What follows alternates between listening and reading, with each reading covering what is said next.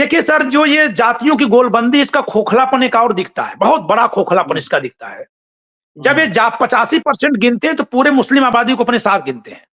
हाँ, लेकिन 2014 से देखिए आप कि जब कभी मुस्लिम आबादी पर कोई सरेआम हमला हो रहा है, तो इनको नहीं बोलते।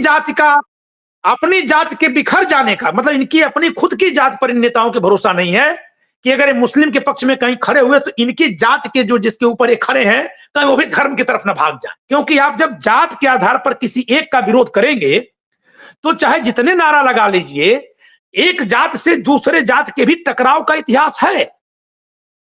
ऐसा नहीं है कि सारा शोषण केवल सवर्णों ने कर दिया अपने नीचे, सभी नीचे वालों का कर ही नहीं पाते।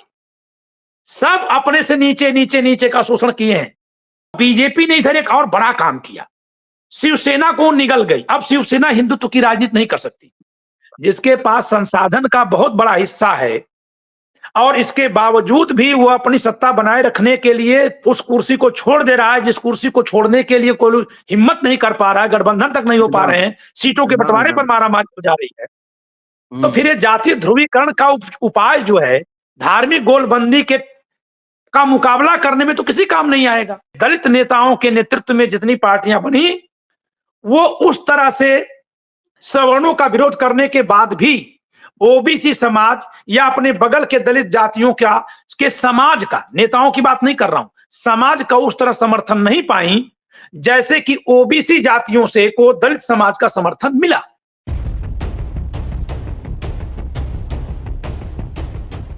डॉक्टर अंबेडकर ने सबसे पहले इंडिपेंडेंट लेबर पार्टी बनाई। लेकिन जब क्रिस्प मिशन भारत आया, तो उन्होंने पूछा कि आप आखिर किसको रिप्रेजेंट करते हैं? लेबर तो एक है नहीं, तो किस समुदाय को? जैसे जिन्ना मुस्लिम को रिप्रेजेंट कर रहे थे, सिख को कोई और रिप्रेजेंट कर रहे थे, हिंदुओं को कोई और रिप्रेजेंट कर रहे थे। तो डॉक्टर अंबेडकर ने फिर शेड्यूल कास्ट फेडरेशन बनाया इंडिपेंडेंट लेबर पार्टी को भंग करके और पूरा फोकस शेड्यूल कास्ट पे रखा और कहा कि हम शेड्यूल कास्ट को रिप्रेजेंट करते हैं। उन्होंने बार-बार कहा कि हम नेशनल लाइफ में माइनॉरिटी हैं, we are minority in national life. वो बोरो कमिटी के साथ भी उन्होंने कहा और साइमन कमीशन में भी ये बात कही, गोलमेज सम्मेलन में भी ये बात कही। लेकिन बाबा साहब के बाद बहुजन सशक्तिकरण के बहुत सारे नारे गढ़े गए। जगदेव बाबू, 100 में 90 शोषित है, 90 भाग हमारा है। 100 का शासन 90 पर नहीं चलेगा, नहीं चलेगा। बोल 85 जय मूल निवासी। तो ये तमाम तरह के नारे गढ़े गए। चलिए फाइनली मंडल कमीशन बीपी सिंह ने इम्प्लीमेंट किया। उसके बाद एक जातीय ध्रुवीकरण तेज हुआ। मंडल कमीशन के करने के साथ ही कमंडल यात्रा शुरू हुई। मतलब एक तरफ जातीय गोलबंदी और दूसरी तरफ धार्मिक गोलबंदी। बाबरी मस्जिद का इशू आपको याद ही होगा। लेकिन क्या जातीय गोलबंदी पर धार्मिक गोलबंदी हावी हो? जो सोशल इंजीनियरिंग की बात कांशीराम करते थे, क्या आज बीजेपी, आरएसएस वो सोशल इंजीनियरिंग कर रही है? सिर्फ राजस्थान में एक चीफ मिनिस्टर ब्राह्मण है, 2 जगह ठाकुर हैं शायद 2 जगह।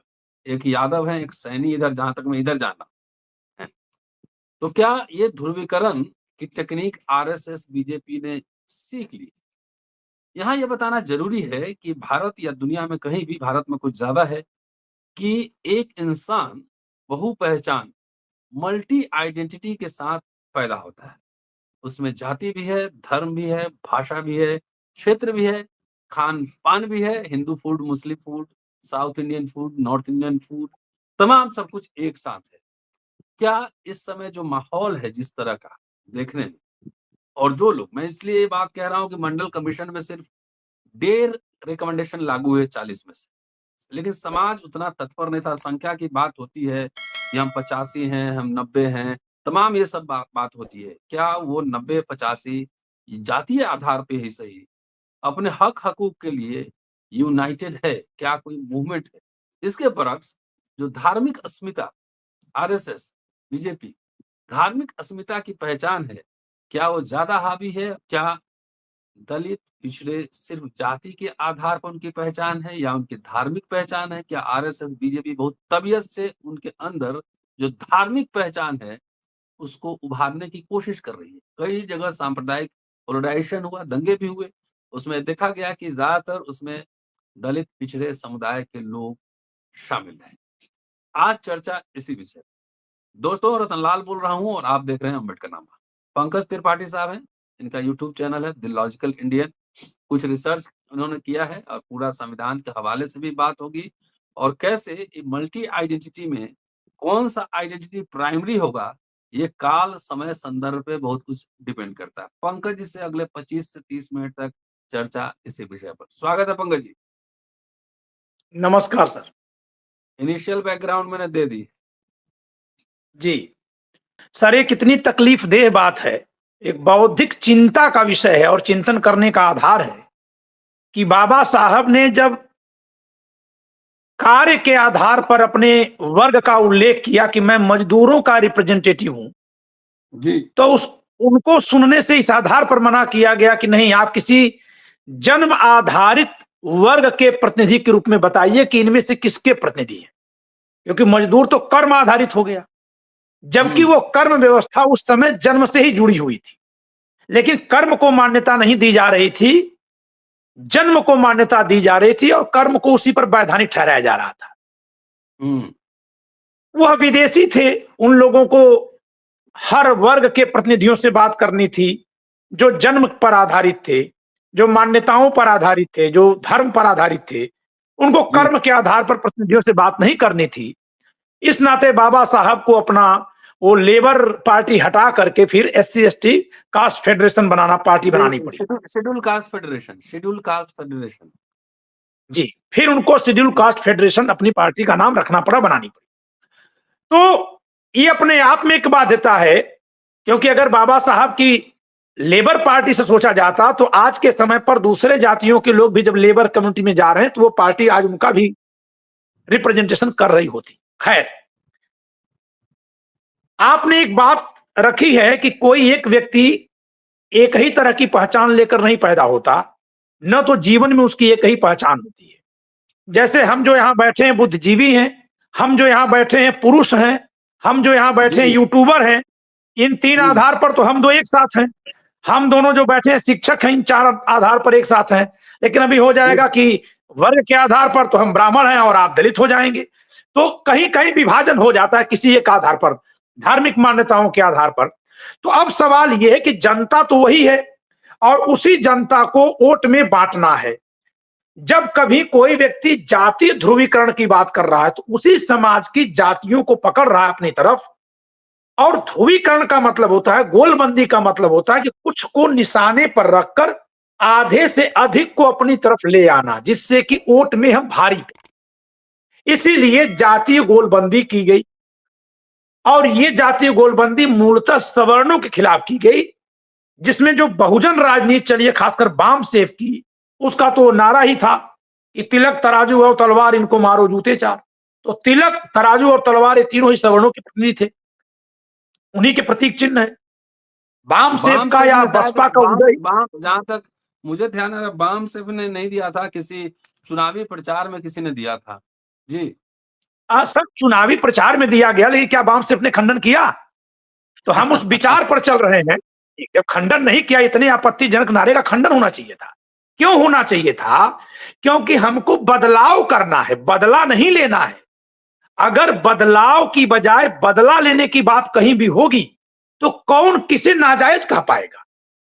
कौन किसे नाजायज कह पाएगा? अगर कोई ये कहेगा कि हमारी पीढ़ियों ने हल जोता तो हमारे आने वाली पीढ़ियां आपके आने वाली नस्लों से पीढ़ियों से हल जुतवाएंगे, तो फिर तो ये बदला हो गया। और फिर जो बदला लेने वाली बात कर रहा है, अम्बेडकर इससे बिल्कुल नहीं। अरे बाबा साहब तो सर कहां थे? बाबा साहब के विचारों पर राजनीति अगर होती तो यह दशा नहीं आती कि धर्म इतना ध्रुवीकरण में कि RSS जैसे संगठन ध्रुवीकरण में इतने सक्षम हो पाते, नहीं हो पाते। एक रेफरेंस यहाँ दे देता हूँ। जब शेड्यूल कास्ट फेडरेशन का घोषणा पत्र उन्होंने बनाया 1951 में, पहले लोकसभा चुनाव में, तो उन्होंने एकदम स्पष्ट रूप से पॉइंट नंबर 54 पर जाकर देखेंगे, उन्होंने लिखा कि हिंदू महासभा और RSS जैसे गठबंधन से कोई समझौता नहीं। जी कंटिन्यू। लेकिन आज सर क्या हो रहा है? आज बाबा साहब के नाम पर राजनीति करने वाले लोग सर्वाधिक वहीं करीब से दिखते हैं। तो इसमें हुआ क्या कि हिंदू समाज यानी भारत में जो हिंदू समाज है, जो बहुसंख्यक समाज है, खासकर उत्तर भारत की ही राजनीति ज्यादा विचलित कर देती है विषयों को, न्याय को धक्का पहुंचा देती है, स्वतंत्रता पर आघात कर देती है। उत्तर भारत ज्यादा राजनीतिक है और यहीं से सीख कर फिर दक्षिण भारत में राजनीति बाद में होती है। अब देखिए ना, यहां जैसे धार्मिक ध्रुवीकरण के लिए धार्मिक मुद्दे उठाए गए, तो आंध्र प्रदेश में भी लड्डू वाला मुद्दा उठा दिया गया। खैर, तो यहां का सामाजिक ढांचा इस तरह से है। तो जब धर्म की बात चलेगी तो वो तो ऊपर से नीचे तक बराबर में चला जाएगा, लेकिन जब जातीय गोलबंदी होगी तो नीचे से ऊपर की तरफ या बीच से नीचे की तरफ होगी, क्योंकि ऊपर वाले के तो खिलाफ चला जा रहा है। तो मैंने जो अध्ययन किया, मैंने पाया है कि जातीय गोलबंदी जो है वो इसलिए सफल नहीं हो पा रही है या नहीं हो पाई धार्मिक ध्रुवीकरण की तुलना में। मैं तो दोनों की आलोचना करता हूं, क्योंकि मैं संविधान का पुजारी हूं। संविधान के आधार पर ध्रुवीकरण होना चाहिए कि कौन सी व्यक्ति, कौन सी विचारधारा संविधान के साथ है, कौन नहीं। लेकिन जो एजेंडा और जातीय मूल्यों। ध्रुवीकरण गोल जी जो जातीय गोलबंदी हुई वो धार्मिक ध्रुवीकरण के सामने क्यों नहीं टिक पा रही है? इसका कारण यह है कि हमारा जो सामाजिक ढांचा रहा वो पिरामिड नुमा रहा है, और इसमें कोई भी समाज, जो आमतौर पर मैं देख रहा हूं, अपने से नीचे जाति में, जिसको वो नीचे मानता है, अपने से नीचे जात से कोई नेता अगर पैदा हो रहा है तो उसके नेतृत्व को सहजता से स्वीकार नहीं करता है। कोई दूसरा नेता स्वीकार कर ले, लेकिन समाज आमतौर पर नहीं स्वीकार करता है। यही कारण है कि दलित नेताओं के नेतृत्व में जितनी पार्टियां बनी, वो उस तरह से सवर्णों का विरोध करने के बाद भी ओबीसी समाज या अपने बगल के दलित जातियों के समाज का, नेताओं की बात नहीं कर रहा हूं, समाज का उस तरह समर्थन नहीं पाई जैसे कि ओबीसी जातियों से को दलित समाज का समर्थन मिला। उसका कारण था कि समाज में जो कोई जिसको नीचे माना है उसको अपना नेता मानने से हिचकिचाता है। और इसका साफ प्रमाण दिखता है कि उत्तर प्रदेश में जो एक पार्टी बढ़ पाई, वो जब समर्थन दे रही थी समाजवादी पार्टी, तब तो समर्थन पर सरकार चल रही थी, लेकिन जब उनमें खींचतान चली तो सरकार गिर गई और वो पलट के इस पार्टी को समर्थन नहीं दी। क्यों नहीं दी वो बहुत भीतर का विषय है, लेकिन ये समर्थन नहीं मिला। और बसपा को जो अन्य जातियों का समर्थन मिला, ये मेरा अपना एक अनुमानित अध्ययन है जो मैं समाज को देखकर कर रहा हूं, कोई डेटा नहीं मिलेगा। जब बीजेपी ने समर्थन कर दिया बीएसपी का और ये माना गया कि ब्राह्मणों ने समर्थन कर दिया है, तब जाकर के ओबीसी की बहुत सारी जातियों ने समर्थन किया। सामाजिक स्तर पर मैं बात कर रहा हूं, नेता कोई हो सकता है दो चार जुड़े रहे। एक बात और भी है कि जातीय ध्रुवीकरण, जातीय गोलबंदी के बाद जो नेता बने, उन नेताओं ने अपने को एक आइकॉन के रूप में पेश किया। तो हर एक जाति का व्यक्ति अपने जाति का वोट बटोरकर वो भी नेता बनने की सोचने लगा। इस समय की स्थिति यह है कि उत्तर प्रदेश में देखें तो निषाद जात के अलग नेता हैं, राजभर जात के अलग नेता हैं, कुर्मी जात के अलग नेता हैं, मौर्य जात के अलग नेता हैं और जाट के अलग नेता हैं।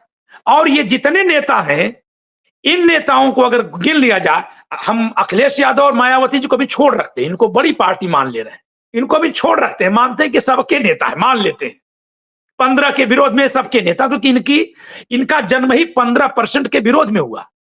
तो ये जो इनके फुटकर नेता नीचे से निकले, वो क्यों निकले? क्या वो जो नेता पैदा हुए उनको दोषी मान लिया जाए, महत्वाकांक्षी माना जाए, लालची माना जाए पद का, कि इनको भी अपने दम पर पद चाहिए, या इनको माना जाए कि जोड़कर रख नहीं पाए? तो जातीय ध्रुवीकरण जो है वो नेताओं के अलग अलग जातियों के जो पार्टियां बन गई हैं, इससे साफ साफ दिखता है कि बिखर गया।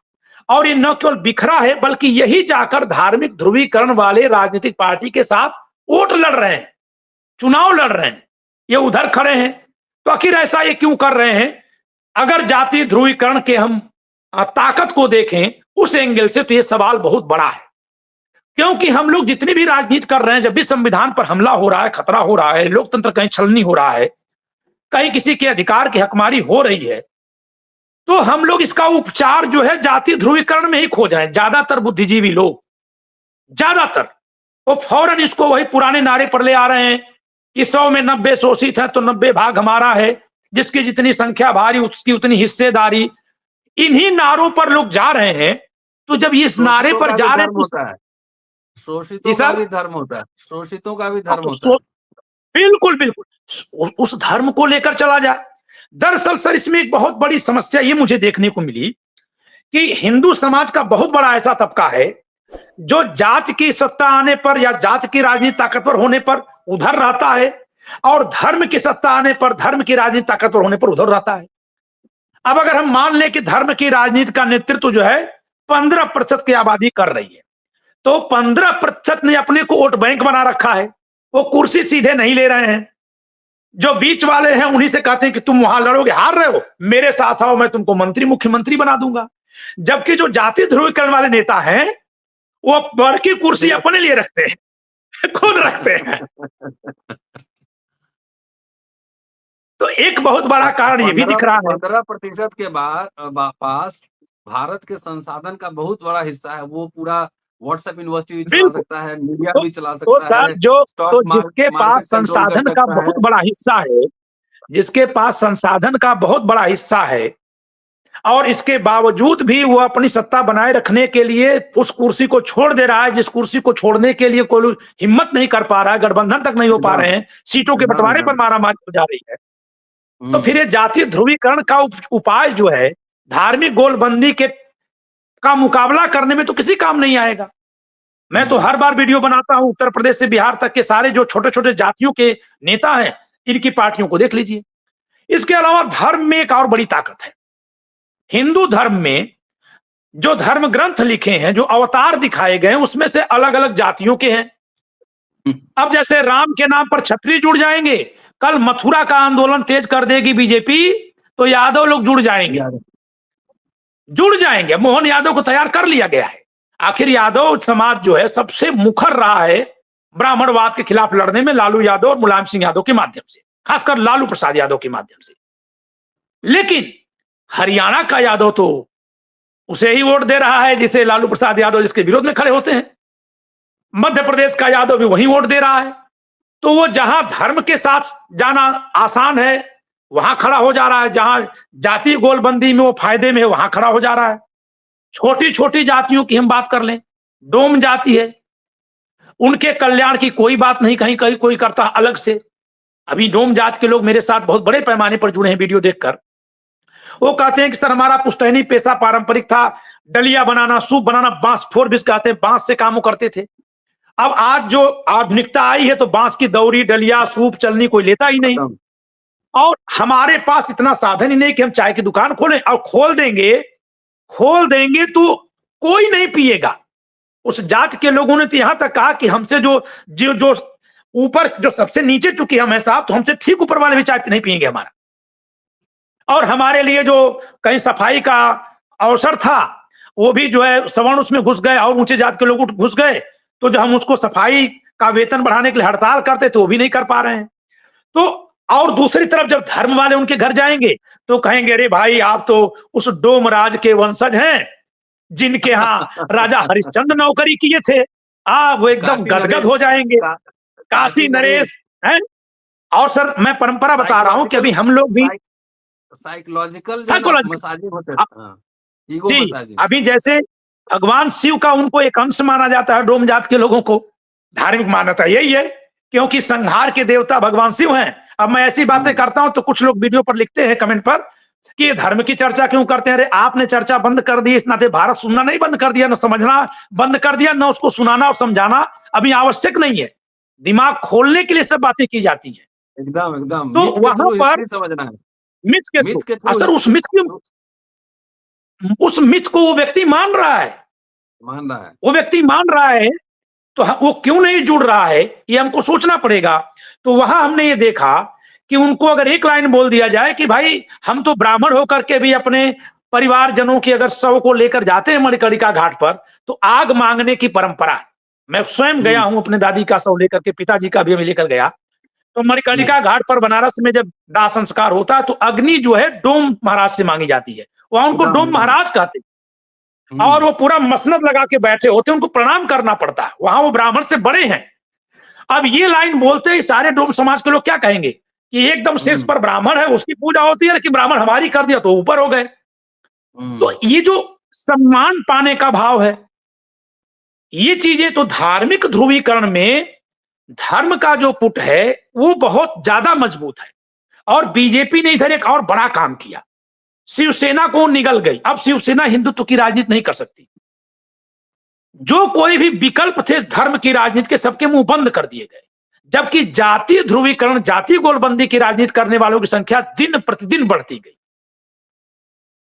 पंकज जी, तो पंकज जी, जी आपके आर्गुमेंट से जी एक आर्गुमेंट मैं दे रहा हूँ कि जो सो कॉल्ड जी 80, 85, 90 करते हैं, वो बेसिकली अपने जातियों का सिर्फ एक नेता देखना चाहते हैं, है ना? रियल एजेंडे जो जी हैं, चाहे उनके एजुकेशन का हो, जॉब का हो, हेल्थ का हो, वो नहीं, मेरे जात का एक मंत्री बन गया, लाल पीली बत्ती हो गई, वहां जाते हैं तो वहां पे चाय पिलाते हैं, तो साइकोलॉजिकल सेटिस्फैक्शन रहता है क्या? उसी से खुश जी होते हैं, बिल्कुल। Larger actually agenda. और नेता नेता नहीं, अपने लार्जर लार्जर यही है। देखिए देखिए सर, बहुत सही बात है कि जब हम दूसरे किसी को जात से पहचानेंगे तो आपकी अपनी जात स्वयं आप पहचान जाएंगे। जैसे जब मेरे वीडियो पर लोग मेरे खिलाफ जब कमेंट करने में लिखते हैं कि ब्राह्मण कैसे संविधान की बात करेगा, तो फिर मेरे दिमाग में तुरंत आया कि तब इनको अपनी जात याद होगी। क्योंकि अगर आप एक जात की का नाम ले लिए तो फिर आप कहां हैं, ये आपके दिमाग में आएगा। तो यही हो रहा है कि जब जब व्यवस्था में जो दुर्व्यवस्था है, समाज में जो खामी है, जो कुरीति है, अन्याय है, जब इसको रोकने के लिए आप जात के आधार पर आलोचना करेंगे, तो जात के आधार पर आलोचना करने में फिर आपकी अपनी जात भी आ जाएगी। और यही कारण है कि चिराग पासवान के कैंपेन में आप जाइए, आपको वहां 90%, मैं कभी गया नहीं लेकिन मैं बिना गिने बता रहा हूं, 90% पासवान लड़के मिलेंगे। आप चंद्रशेखर आजाद रावण के कैंपेन में जाइए, 90% उनकी जात के लड़के मिलेंगे। हर जगह चूंकि एंटी बीजेपी जो पार्टियां होती हैं वहां मुस्लिम लड़के मिल जाते हैं, मुस्लिम समाज के लोग रहते हैं, लेकिन उसी जात के मिलेंगे। यहां तक कि मैंने देखा कि ईवीएम का जब विरोध किया जा रहा था, तो वहां जो जिस जात के लोग विरोध कर रहे थे मोस्टली उसी जात के लड़के थे, वहां समाज के लोग थे। अपवादिक तौर पर तो मैं स्वयं भी था, लेकिन संख्या ऐसे ही आप चलिए, निषाद ये संजय निषाद की पार्टी में ज्यादा कार्यकर्ता किस जात के होंगे? तो विरोध तो कर रहे हैं 15 का, लेकिन जब वो पार्टी बना रहे हैं तो उस पार्टी में केवल उनकी ही जात के लोग जुड़ रहे हैं जिस जात का वो मुखिया है। क्यों ऐसा हो रहा है? ये होकर रहेगा, क्योंकि आप जब जात के आधार पर किसी एक का विरोध करेंगे तो चाहे जितने नारा लगा लीजिए, एक जात से दूसरे जात के भी टकराव का इतिहास है। ऐसा नहीं है कि सारा शोषण केवल सवर्णों ने कर दिया अपने नीचे, सभी नीचे वालों का कर ही नहीं पाते।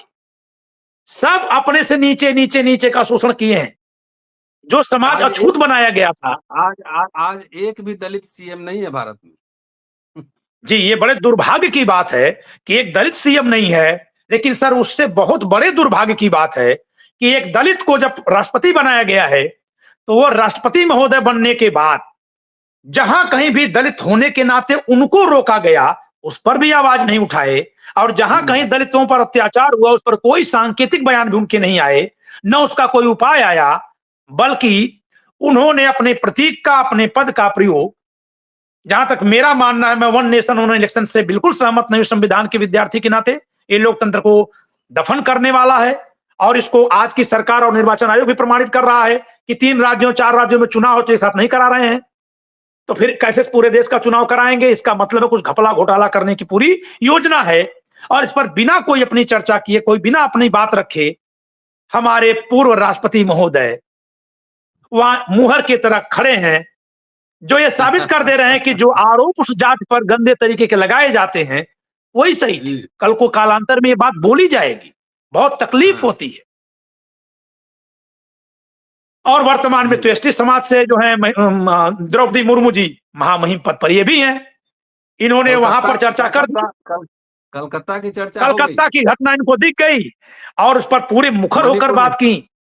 जी नहीं सर, मणिपुर तो छोड़िए, अभी बगल में ही गुजरात है, बिल्किस बानो के गुनहगारों को छोड़ दिया गया सरकार के द्वारा। उनकी ही सरकार है, मैं उनको जिम्मेदार ठहरा रहा हूं, सरकार की मुखिया है।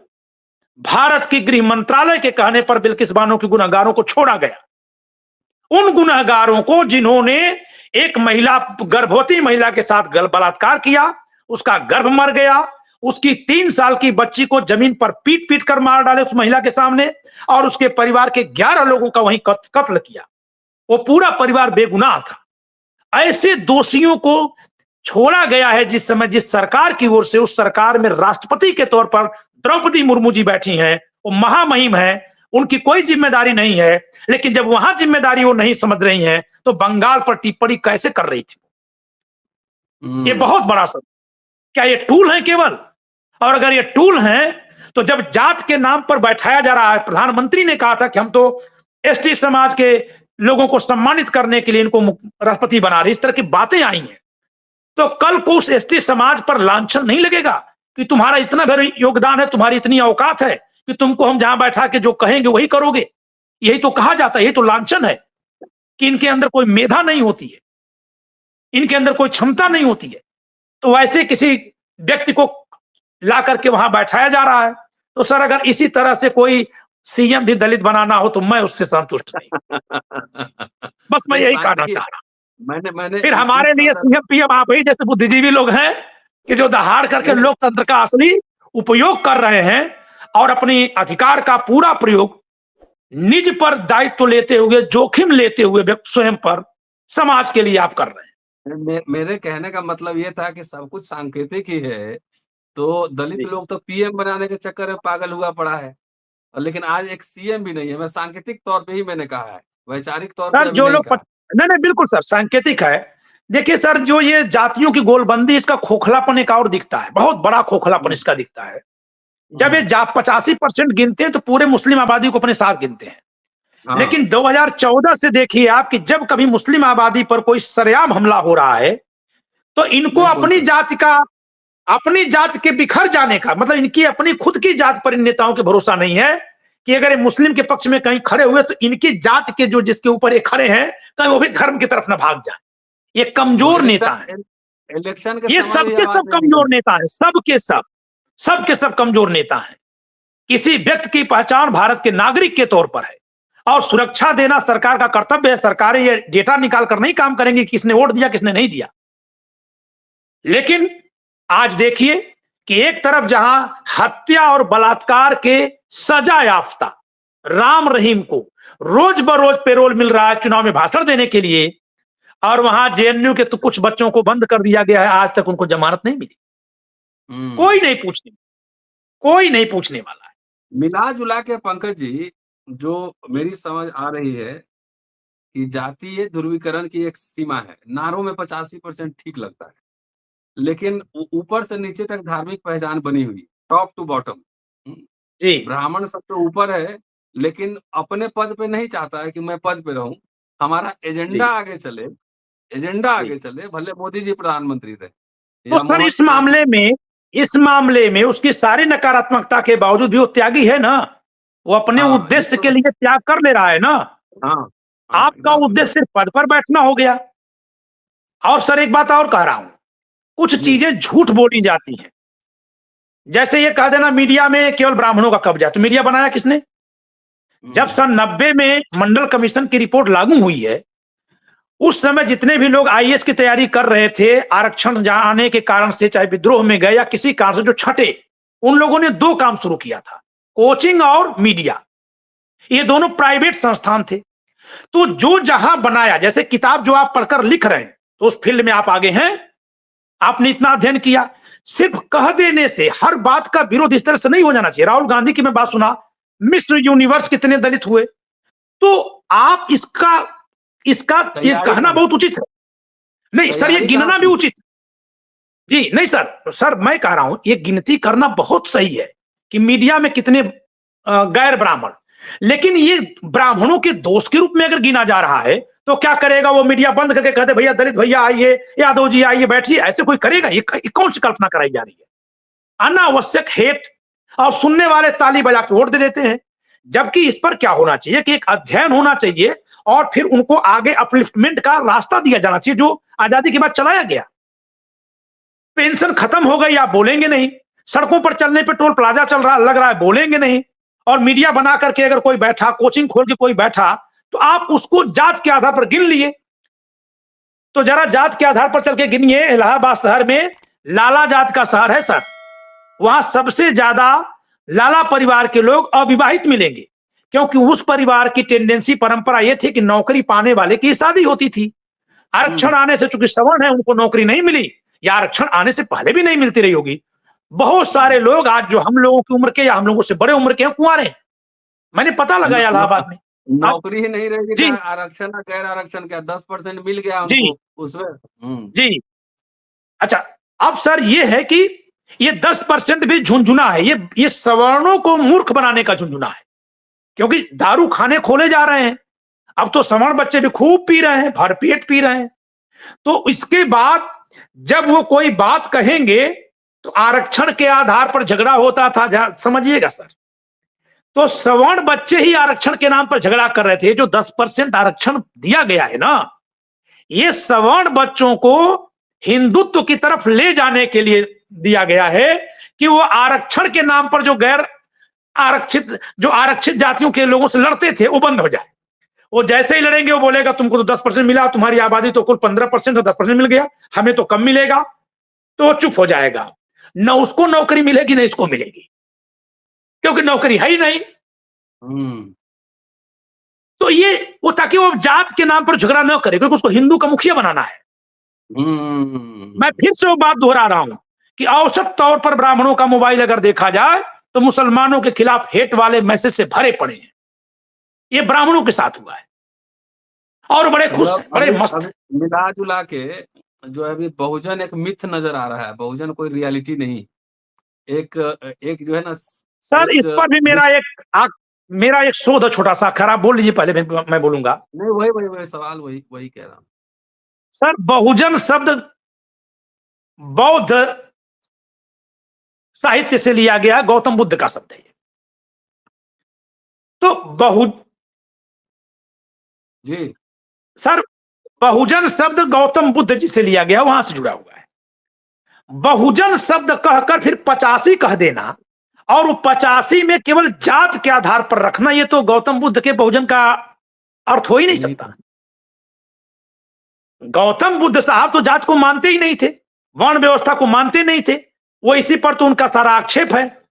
तो फिर उनके बहुजन शब्द का प्रयोग जो राजनीतिक तौर से बहुजन के तौर पे जातियों के गोलबंदी में हो रहा है, ये तो उस अर्थ में है ही नहीं। अभी कल टेलीफोन पर मेरी एक बात हुई है एक बौद्ध धर्म के ऐसे अनुयायी से जो न जाने कितने सैकड़ों पीढ़ियों से बौद्ध है, सैकड़ों पीढ़ियों से बौद्ध हैं। वो बौद्ध समाज में, जैसे बौद्ध धर्म के अनुयायियों में लगभग 80% दलित समाज के लोग हैं, एससी कैटेगरी के हैं। तो जो 20% सवर्ण है वो उसमें से, उस परिवार में से उस लड़की का फोन आया मेरे पास। वो कही कि सर हम लोग तो हैं, लेकिन ये बहुजन में क्या हम नहीं आते? तो फिर हम गौतम बुद्ध को तो हम मानते हैं, हम लोग तो पूर्वज न जाने कब से छोड़े हुए बौद्ध धर्म स्वीकार किए हुए हैं, हम लोग थाईलैंड जाते हैं, यहाँ वहां अपना सब बताने लगी। तो मैंने सोचा कि जरा बताइए, बुद्ध धर्म से बहुजन शब्द लेकर जातियों के विरोधी बुद्ध साहब से लेकर के बहुजन शब्द का प्रयोग जातियों के समुच्चय के रूप में कर दिया गया, ये कितना बड़ी त्रासदी है। और तब मैंने पाया कि यहाँ 2 धर्म की लड़ाई नहीं चल रही है। तब मुझे समझ में आया कि यहाँ तो 3 धर्म की लड़ाई चल रही है। गौतम बुद्ध जी से बहुजन लिया गया और उस बहुजन का प्रयोग जाति गोलबंदी करके सवर्णों के खिलाफ किया गया। सवर्णों ने क्या किया कि हिंदुत्व की चादर उठा दी, उस पर लगे झंडा फहराने और उसको एंटी मुस्लिम कर दिया, एंटी मुस्लिम कर दिया। तो तुम आए थे हमसे लड़ने, हमने कहा उधर जाओ उधर, तो सब उधर चले गए लड़ने। अब हम तेज तेज डमरू बजा रहे हैं, सब उधर जा रहे हैं, इधर जा रहे हैं, तुम 15 85 गिन रहे हो। अरे जब गौतम बुद्ध जी के धर्म से बहुजन निकाल कर लाएंगे तो अगर पवित्र अर्थों में लेंगे, उस अर्थ में लेंगे, तो 85% जनता बहुजन का मतलब 85%, 90% वो लोग होते हैं जो किसी के साथ भी बलात्कार होने को गलत मानते हैं, जो किसी के साथ भी चोरी होने को स्वाभाविक रूप से गलत मानते हैं। अगर सारे लोगों को छूट दे दी जाए, सभी घरों में ताला बंद खोल दिया जाए, तो अभी 85% लोग चोरी नहीं करेंगे, वो रोकेंगे अपने आप को। वो देखा देखी भले करें, लेकिन अंदर से वो चाहेंगे कि इस व्यवस्था सही हो जाए, वो चाहेंगे कि सही हो जाए। 10% लोग हैं जो छूट देने पर भी रेप करेंगे। तो वो उस बहुजन की बात कर रहे थे कि बहुजन सुखाए, यानी जिसमें ज्यादातर लोग सुखी हैं, खुश हैं, वो ज्यादातर जो होंगे वो अपराधी नहीं है, वो अच्छे लोग हैं।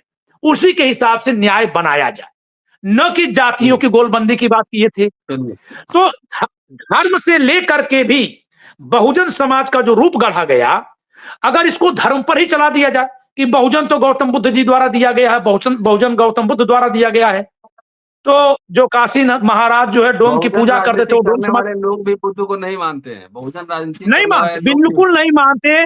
सर बहुत दुख की बात है कि न तो बुद्ध को मानते और न संविधान को मानते, और जो संविधान का बनते समय ही विरोध किए थे, मैं दावे के साथ कह रहा हूं कि सबसे ज्यादा संविधान का अध्ययन वे लोग करके बैठे हैं।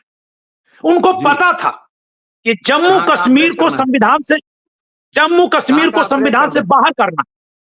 तो संविधान से बाहर करने के लिए क्या किया, पहले जम्मू कश्मीर में जो उसकी विशेष व्यवस्था है उस पर नारा लगाए जोर जोर से, और सबसे कहे कि वहां जमीन नहीं खरीदोगे, वहां शादी नहीं करोगे। लोग इतने भर के नाम पर बहुमत दे दिए 370 हटाने के लिए, लेकिन 370 हटाने के साथ साथ क्या कर दिया उन्होंने, उसका न केवल राज्य का दर्जा छीन लिया, बल्कि उसका कोई जिक्र भारत के संविधान में है ही नहीं।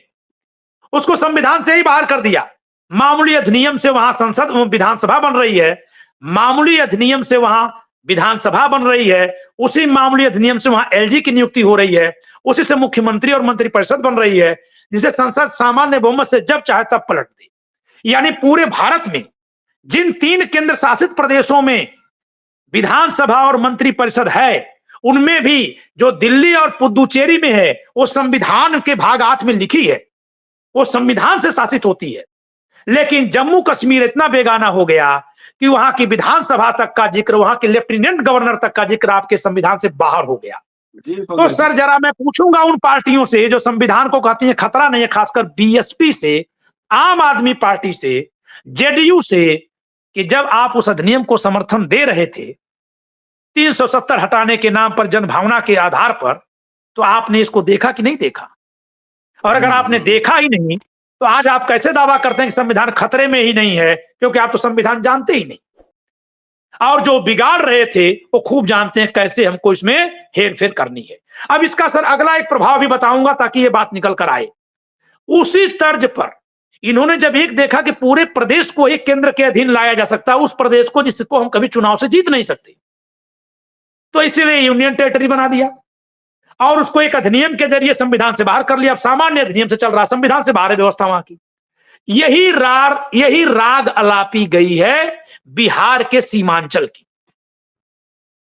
कल को इसी तर्ज पर अगर बिहार के सीमांचल को यूनियन हम लोग थोड़ा सा मुद्दे से भटक रहे हैं। अभी बहुजन के पूरे आइडिया धार्मिक नहीं, बस आ जाएंगे, 1 ही मिनट लगेगा। इसी तरह से वहां कर रहे हैं, तो न सीमांचल को बाहर करके वहां भी संघ शासित बना करके वहां भी केंद्र से चलाने लगेंगे। तो मैं ये कहना चाह रहा हूं कि बहुजन के नाम पर जातियों की जो गलबंदी की गई, वो न तो जातियों को एक साथ रख पाई, न तो बाबा साहब को दिखाकर जो संविधान के बारे में दावा किया गया कि केवल बाबा साहब ही लिखे हैं, बाबा साहब के नाम पर जोड़ा जा, चलिए ठीक है, वो सब सम्मान सबने मान लिया बाबा साहब ने लिखा, तो वो संविधान भी आप नहीं जान रहे हो कि कहां कहां बिगड़ रहा है बाबा साहब का संविधान। अन्य लोगों को तो उससे बाहर कर दिया गया। तो ये जो जातियों के नेता बन करके कभी सत्ता में बैठे, वो अपने विफलता पर कभी कोई चिंतन नहीं होने दे रहे। तो जनता की जिम्मेदारी है कि संविधान और सद्भावना को जो खतरा पैदा हुआ है, इसका कोई विकल्प खड़ा करे, या कोई ऐसा विकल्प हो जो कि सबको साथ में लेकर चल सकता हो, संविधान के साथ चल सकता हो, तो उसके साथ लोग जुड़े, उसके साथ खड़े हों, क्योंकि बिना राजनीतिक विकल्प के संविधान की रक्षा और लोकतंत्र का प्रवर्तन संभव ही नहीं है। बहुत महत्वपूर्ण बात और सीधा साधा सवाल है कि जातीय ध्रुवीकरण पे धार्मिक ध्रुवीकरण ज्यादा हावी होता दिख रहा है। बाबा साहब ने अपने एक भाषण में कहा था, जो जिसमें मैं वीडियो बना चुका हूं, कि जाति भेद तो खत्म हो जाएंगे लेकिन गुण भेद बने रहेंगे। इसलिए अपने आप को सक्षम बनाइए। शिक्षा नहीं, उच्च शिक्षा जरूरी है। उनके भाषणों में लगातार ये शब्द आपको गूंजेंगे। बहुत बढ़िया से पंकज जी ने सारी बात बताई है। पूरा वीडियो देखिए, दिखलाइए, सुनिए और खिड़की खोलिए। शुक्रिया। देखते रहिए अम्बेडकर नवा। शुक्रिया पंकज जी। धन्यवाद सर।